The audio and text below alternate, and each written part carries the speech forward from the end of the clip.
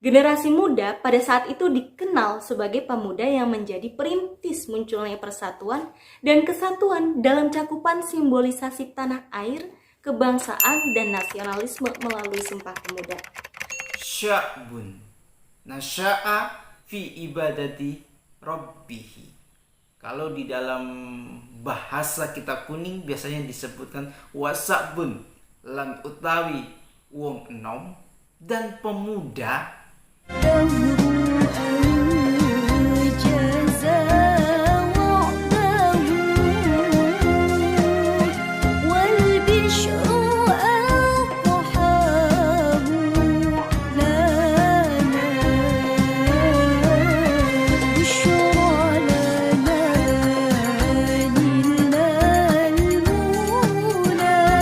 Assalamualaikum warahmatullahi wabarakatuh. Welcome back to channel Dr. Gwesli TV.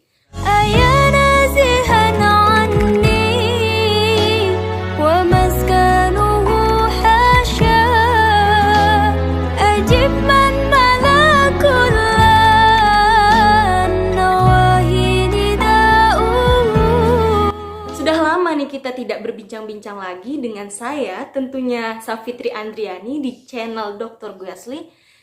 Kita kali ini akan membahas seperti biasanya mengenai tausiah singkat tentang generasi muda zaman sekarang. Untuk mengetahui video lebih lanjut dan penjelasan dari saya, tonton video berikut.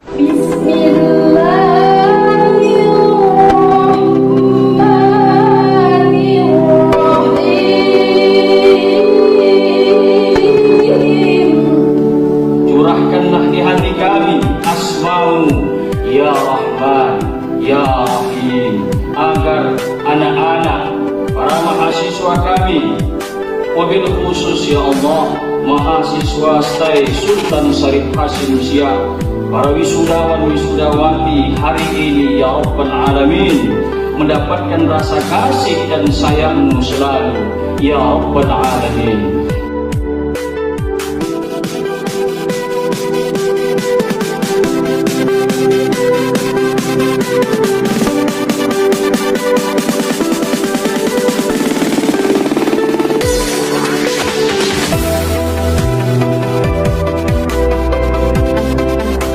Gimana nih kabar semua dari Sobat Gwesli TV? Semoga sehat selalu ya, dan insya Allah selalu dilindungi oleh Allah Subhanahu wa Ta'ala. Jika kita berbicara tentang generasi muda khususnya di Indonesia, kita bisa bercermin pada generasi muda pada saat itu dikenal sebagai pemuda yang menjadi perintis munculnya persatuan dan kesatuan dalam cakupan simbolisasi tanah air, kebangsaan, dan nasionalisme melalui Sumpah Pemuda.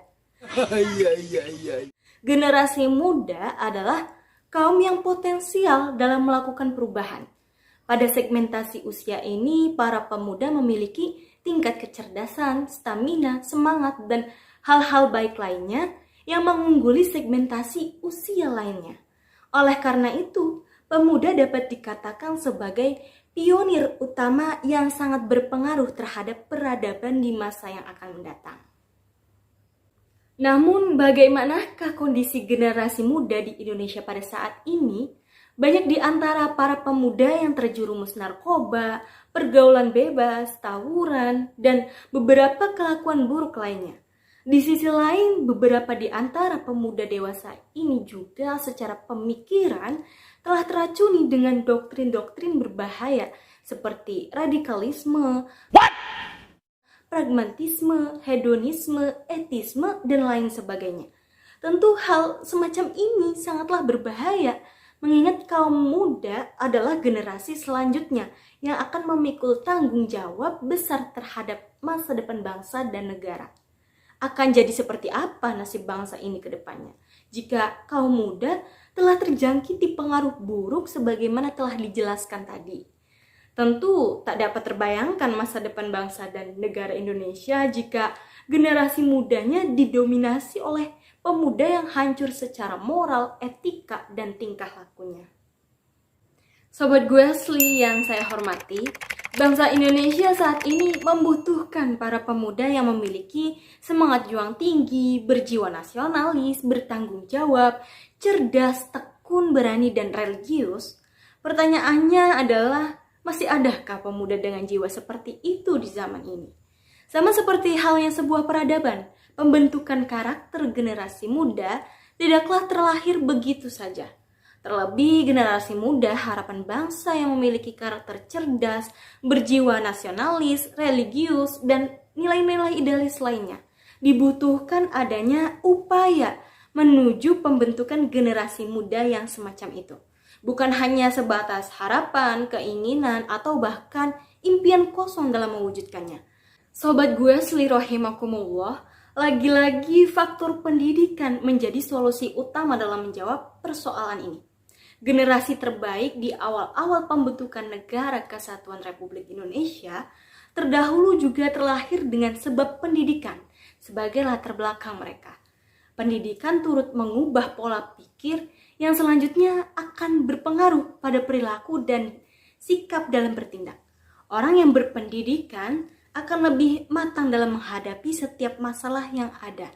Mereka memiliki kecenderungan untuk menemukan solusi terhadap masalah yang ada pada dirinya. Terlebih lagi masalah yang ada pada lingkungan di sekitarnya. Pendidikan juga membawa kedewasaan dalam berpikir dan bertindak sehingga segala keinginan untuk berbuat hal negatif akan terfilter dengan sangat baik dalam diri seseorang. Pola pikir yang berlandaskan pendidikan tentu akan membuat seseorang berpikir terlebih dahulu sebelum berbicara, terlebih dalam melakukan tindakan apapun, sehingga perilaku buruk dan negatif akan dengan mudah terbendung dengan adanya pola pikir yang berlandaskan pendidikan.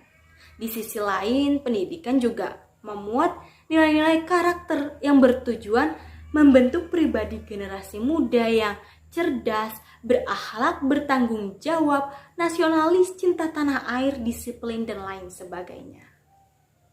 Karenanya, urgensi pendidikan masih harus tetap ditanamkan ke dalam pribadi setiap generasi muda untuk dapat belajar setinggi-tingginya demi kebaikan dan masa depan mereka.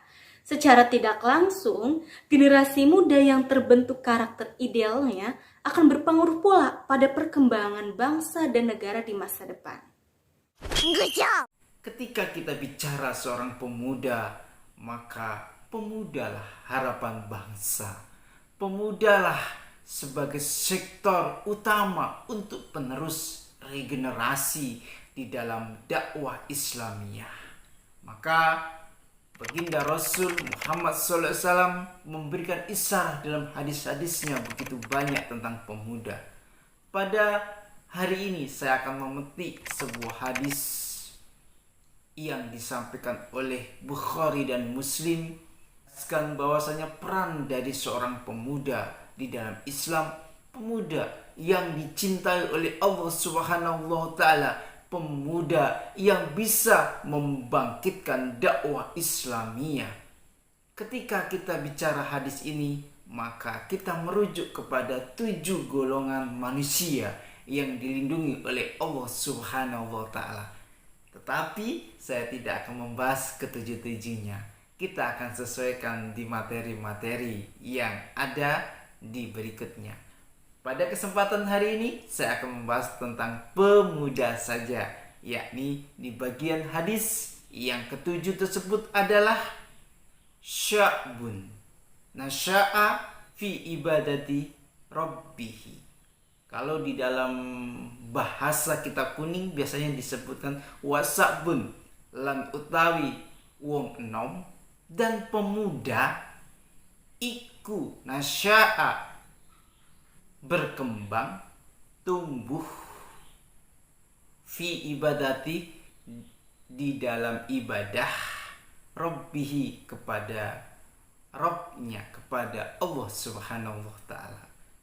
Atau bisa diartikan bahwasanya pemuda yang tumbuh dan berkembang dalam ruang lingkup ibadah kepada Allah Subhanahu wa taala. Allah mencintai, Allah menyukai pemuda-pemudi, generasi muda yang senantiasa menggantungkan kehidupannya di dalam beribadah kepada Allah Subhanahu wa taala. Ketika pemuda-pemuda yang lain hiruk pikuk mengejar dunia, tanpa mengenal batas dan waktunya, maka seorang pemuda yang baik menurut Islam, maka dia meninggalkan kemaksiatan, meninggalkan sesuatu yang membuat dia hubbud dunia. Seorang pemuda yang senantiasa beribadah kepada Allah Subhanahu wa Ta'ala, menghindari kemaksiatan di dunia, yang hiruk pikuk, yang menjauhkan dari kehidupan akhirat, maka pemuda inilah yang dicintai dan disukai oleh Allah Subhanahu wa Ta'ala. Ada sebuah kisah, yakni Al-Kahfi, pemuda-pemuda yang meninggalkan kemaksiatan, lalu dia pergi ke sebuah gua, dan pada akhirnya pemuda tersebut tertidur dan terbangun kembali ketika zaman sudah berubah ke hal yang lebih baik lagi. Inilah pemuda-pemuda yang diharapkan oleh Allah Subhanahu wa Ta'ala, yang diharapkan oleh kita semuanya, menjadi generasi pemuda yang solih, yang solehah, mempunyai sebuah proses yang tidak hanya sekejap mata, tetapi membutuhkan proses yang panjang untuk menjadi pemuda yang ideal di dalam Islam.